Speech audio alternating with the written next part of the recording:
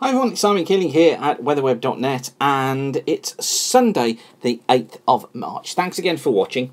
Now the aim of these look aheads is not only to act as a shop window for WeatherWeb and show you what we do and the sort of products we produce for private clients, but also just try and pass on some of the information about weather. I'm very enthusiastic about communicating weather and meteorology. I think it's something that really lacks quite severely in the media and elsewhere at the moment. Particularly when you look at things like astronomy, you know, and how they're promoted through popular science programs. Really, weather is restricted to just crazy programs about severe weather, and there's never really any substance to it. So that's what we try to do here at WeatherWeb. But if you want to know more, I've got a Weatherwise DVD. This is a DVD that I put together a few years ago, and it runs for 2 hours. It's broken down to lots of little 5-minute sections. Loads of people already have this. We've sold thousands of copies of the DVD, so if you've got it already, thank you. But if you haven't, and you want to know more about weather, it's an ideal introduction to weather. And I'm afraid you have to put it with me because it's presented by me, but I do it in a nice, easily watchable, easy to watch format.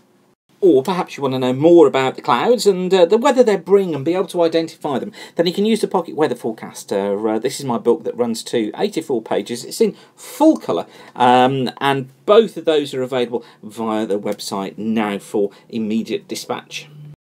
Okay, I thought we'd just take a broader view today, take a look at what's going on around the world first of all. This is the temperature anomaly for March so far and for the next 7 days. So this is taking us up to the middle part of the month. And you see here, look, how mild it's been across northern parts of Russia, coming down into the UK, through parts of central parts of Europe as well. And in fact, it's mild down through the central belt of Africa as well.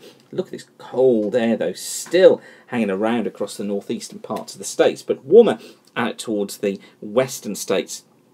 Down in Australia, the east and the north has been warmer than normal, near normal temperatures down through Brazil, but much warmer than normal down there in Argentina. Good news for the harvest that's taking place down there at the moment. Now, this is the forecast for the next 7 days, so this is just for the next 7 days. And you see here, look how warm it stays across much of the Soviet Union and down through Africa. Warmer air, finally, look, getting across from the west of the states across to most eastern areas, although the far northeast looks still staying in cooler than normal conditions, and some rain coming into the Gulf of Mexico area, bringing some outbreaks of rain through Texas and getting down to New Mexico. Milder conditions down through Brazil, staying pretty warm down through Argentina, and staying warm across northern and western and eastern parts of Australia.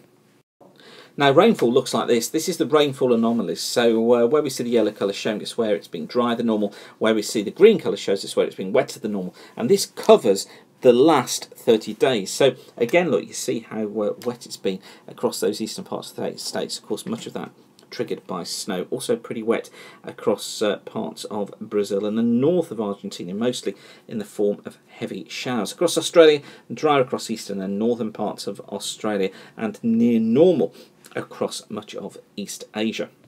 El Nino looks like this. This is where we are right now. So we're in a weekly positive event. So we're in El Nino at the moment. And the prediction from the CFS is kind of the hang around pretty much as it is. But it still tries, look, to increase it into a moderate event come July. That's something we're going to have to watch. And notice that all the runs here, look, in the plume are actually showing us in El Nino conditions. So it's a pretty strong signal from the CFS that that's what's going to happen.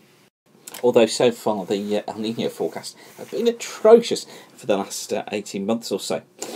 Sea surface temperature, that shows us, look, this week El Nino event through here. That's the warming of the water through there.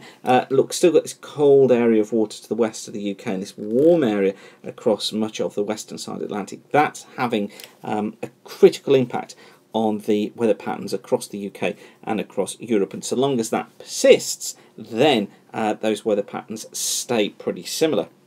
And that's predicted sea surface temperatures, again from the CFS. This is for March, April and May, so these are anomalies. And, well, look, you can see there's the cold area of water, look, to the west of the UK. There it is to the east of the state. So actually very similar conditions predicted throughout the coming 3 months. So if we look at April, May and June, again, sea surface temperature anomalies. Well, look, again, cold water towards the west of the UK, warm water towards the east of the states, both having this significant bearing on patterns across the UK. Just notice how warm it is. Look towards the west of the states, running down to that central parts of the Atlantic, and how warm the Indian Ocean is as well. And then May, June and July looking like that. Look, still got the cold water towards the west, still got the warm water in the Atlantic and to the west of the states, warm in the Indian Ocean, and really some really warm water start to get going as well towards the east of Australia. So actually the sea surface temperature pattern we've got at the moment, and as I say, it's that that's having a critical impact on the atmosphere just now across the Atlantic and into the UK. That looks like continuing for the coming months. And that has implications for summer weather. Okay, next 10 days shaping up like this. This is the mean of the 500 millibar flow, and we've got the ECMWF on the left here, we've got the GFS here on the right, and just notice, look, the deep trough that's in the Western Atlantic, this big ridge that's building across the UK, centred across Scandinavia on the ECMWF. A very similar pattern actually on the GFS, look, with the trough in the Atlantic. There's the ridge over central parts of Scandinavia. But notice here, ECMWF making much less of the ridge, of the trough, sorry, across the eastern states, and the GFS making more of that.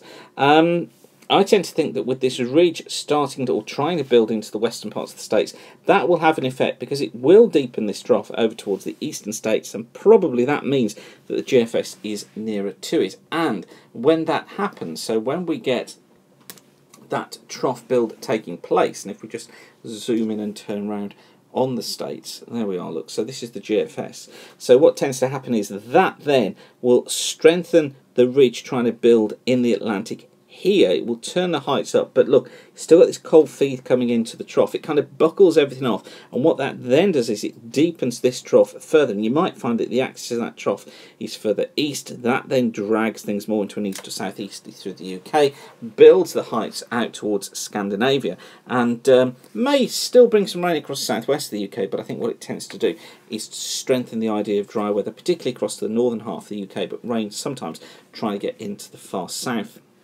And the CFS kind of trying to show that sort of flow as best it can. Reducing temperatures, look, at the end of the month. This is the 45-day temperature prediction. Of course, you need to treat it with a pinch of salt, but there's our temperatures rising. Look, here they are coming off at the end of the month, and then kind of we're all over the place a little bit during April, critically dependent on what direction that wind speed is, is in. But here we are, look, remember me telling you about turning more unsettled right at the end of the month, or the last third of the month? There it is, where the temperature's falling off. So, I'll leave you that for now. I think I've witted on enough, don't you? Thanks again for watching. Don't forget, if you want a forecast for the next few days, then tune in to Gary's Fast Forecast. That'll give you all the information you need. But for now, whatever you're doing, have a great day. Thanks again for watching, and keep the sun shining. Bye for now.